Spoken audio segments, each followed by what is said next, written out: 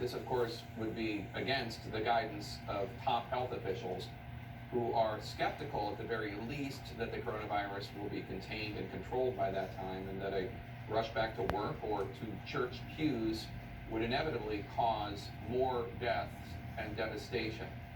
CNN's Caitlin Collins takes a closer look now at the different options White House officials are considering to try to reopen the U.S. economy despite the warnings by health officials. I'd love to have it open by Easter. As he questions whether his stay-at-home guidelines went too far, President Trump now says he wants to reopen the nation within a matter of weeks. I would love to have the country opened up and just raring to go by Easter. The 15-day guidelines the White House issued last week were meant to slow the spread of coronavirus, but they also shuttered businesses and put many Americans out of work. With an eye on the economy, Trump is now indicating he may ease them when they expire next week. It's been very painful for our country and very destabilizing for our country. We have to go back to work. But public health experts say that may be too soon. Doctors have warned that the nation could see a massive spike in coronavirus cases if Americans return to crowded workplaces or events too quickly. Advice that Trump pushed back on today. I'm sure that we have doctors that would say, let's keep it closed for 2 years. Okay, let's close it up for 2 years.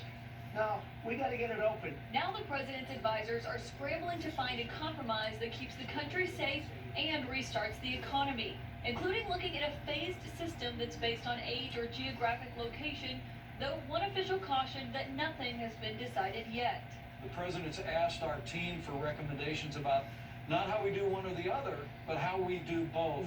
The president suggested Americans can still exercise good health practices at work. We can socially distance ourselves and go to work. But sources say he's relying more on the advice of his economic advisors than his healthcare experts. And the economic advisors are arguing that the virtual shutdown is ruining the economy. You can destroy a country this way by closing it down.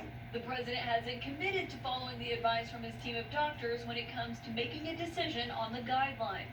Today, he once again compared the number of deaths from the flu to that of the coronavirus, even though his own experts have said the coronavirus is far deadlier. But we've never closed down the country for the flu.